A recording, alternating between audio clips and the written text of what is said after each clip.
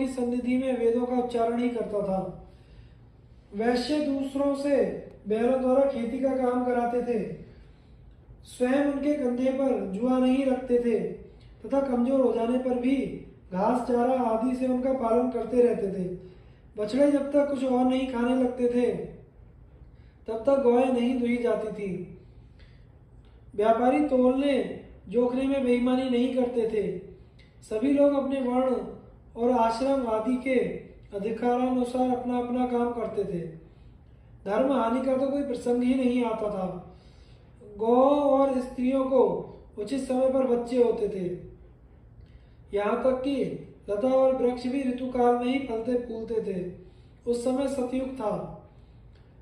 जिस समय इस प्रकार आनंद छा रहा था उसी समय क्षत्रियों में राक्षस उत्पन्न होने लगे। उस समय देवताओं ने युद्ध में दैत्यों को बार बार हराया और ऐश्वर्य से च्युत कर दिया।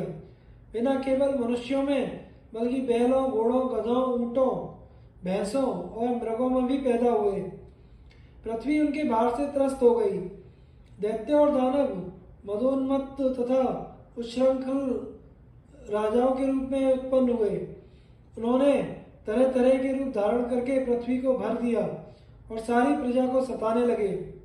उनके उच्च श्रृंखलता से पीड़ित होकर उद्विग्न होकर पृथ्वी ब्रह्मा जी की शरण में गई। उस समय वह इतनी भाराक्रांत हो रही थी कि शेष, कच्छप और दिग्गज भी उसे उठाने में असमर्थ हो गए थे। प्रजापति भगवान ब्रह्मा ने शरणागत पृथ्वी से कहा, देवी, तू जिस कार्य के लिए मेरे पास आई है उसके लिए मैं सब देवताओं को नियुक्त करूंगा। पृथ्वी लौट आई। ब्रह्मा जी ने देवताओं को आज्ञा दी कि तुम लोग पृथ्वी का भार उतारने के लिए अपने अपने अंशों से अलग अलग पृथ्वी पर अवतार लो। इसके बाद गंधर्व और अप्सराओं को भी बुलाकर कहा, तुम लोग भी अपने स्वेच्छानुसार अपने अपने अंश से जन्म लो। सब देवताओं ने ब्रह्मा जी के सत्य, हितकारी और प्रयोजनानुकूल वचन को स्वीकार किया।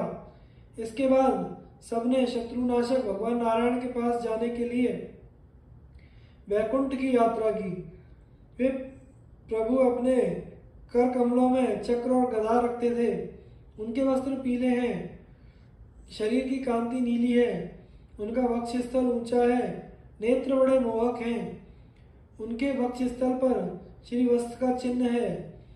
वे सर्वशक्तिमान तथा सबके स्वामी हैं। सभी देवता उनकी पूजा करते हैं। इंद्र ने